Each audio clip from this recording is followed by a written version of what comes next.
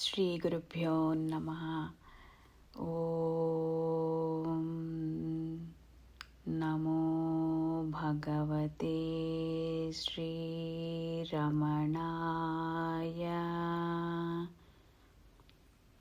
ఓం నమో భగవతే శ్రీ సాయినాథాయ.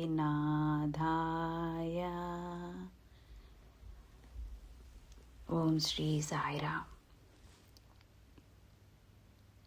శ్రీ రమణాశ్రమ లేఖలు సూరినాగమ్మ గారికి మనస్ఫూర్తిగా పాద నమస్కారాలు చేసుకుంటూ, అంటే ఈరోజు అక్కడ మనం లేకపోవచ్చు రమణాశ్రమంలో, కానీ ప్రతి ఒక్క అక్షరం, ప్రతి ఒక్క మాట చక్కగా మనము అక్కడే ఉన్నట్టు, మనతో రమణులు చెబుతున్నట్టు, మనం వింటున్నట్టు అన్నీ మనకి ఎంతో చక్కగా వివరించిన సూరినాగమ్మ గారికి ఎన్ని నమస్కారాలు చెప్పుకున్నా చాలదేమో.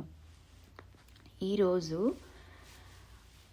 లేఖ పుస్తకం 34, తేదీ 1/2/46.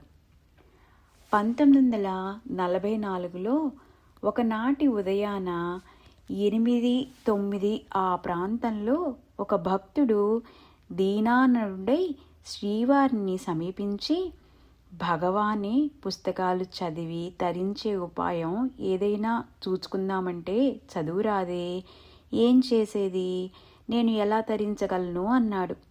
చదువు రాకుంటే ఏమి, నిన్ను నువ్వు తెలుసుకుంటే చాలును అన్నారు భగవాన్.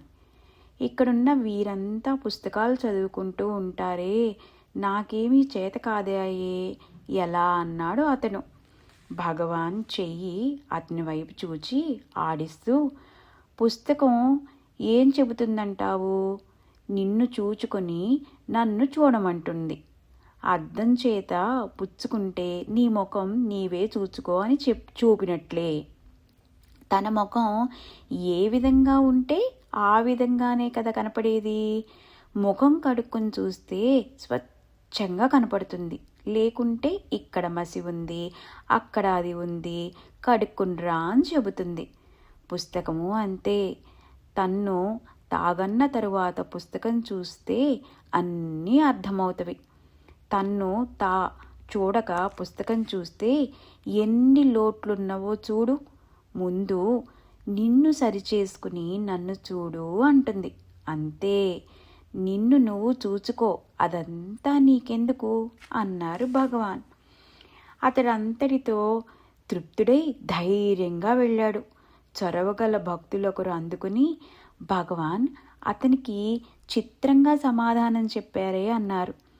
చిత్రమేమున్నదండి, అదంతా యథార్థమే. నేను మొదట ఏ పుస్తకాలు చదివాను, ఎవరి వద్ద ఏం తెలుసుకున్నాను, ఒకే నిష్ఠలో ఉంటూ ఉండేవాణ్ణి. కొన్నాళ్లకు పళనిస్వామి టౌన్లో ఒకరి వద్ద నుంచి మంచి మంచి వేదాంత గ్రంథాలు తెచ్చి తప్పులుగా చదువుతూ ఉండేవాడు. వయసైనవారు సరిగా చదువు రాదు, చదవాలన్న ఆశ మాత్రం ఉంది. పట్టుదలతో శ్రద్ధగా చదివేవారు.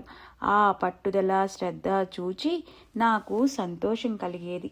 అందువల్ల మనమే చదివి చెబుదామని ఆ గ్రంథాలు తీసుకుని చదివితే అందులో వచ్చేదంతా మనకు ముందే అనుభవమైనదిగా ఉండేది. అరే, మన విషయం ఇందులో రాసి ఉందే, ఇదేమి అన్నట్లు ఆశ్చర్యం కలిగించేది. ఒక్కొక్క గ్రంథంలోనూ అంతే, విషయమంతా అనుభవంలో ఉన్నదే కనుక ఏది చూచినా క్షణంలో అర్థమయ్యేది. వారు 20 రోజుల్లో చదివే పుస్తకం నేను 2 రోజుల్లో చదివి ముగించేవాణ్ణి. వారది ఇచ్చి ఇంకొకటి తెచ్చేవారు. ఈ విధంగానే నాకు గ్రంథ పరిచితి కలిగింది అన్నారు భగవాన్. శివప్రకాశం పిళ్ళయి భగవాన్ని చరిత్ర రాస్తూ ముందే బ్రహ్మమను పేరు తెలియకయే బ్రహ్మమైన జ్ఞాని అన్నారు. ఇందుకే కాబోలు అన్నారు భక్తులు. అది సరి, అందుకే తన్ను చూచి పుస్తకం చూస్తే మంచిదన్నారు. అలా చేస్తే ఉన్నదానికి పరిభాషరా ఇది అని తెలుస్తుంది. తన్ను చూడక గ్రంథం చూస్తే ఎన్ని లోట్లున్నవో చూడు అంటుంది అన్నారు భగవాన్. భగవాన్ వల్లే కావటం అందరికీ సాధ్యమా?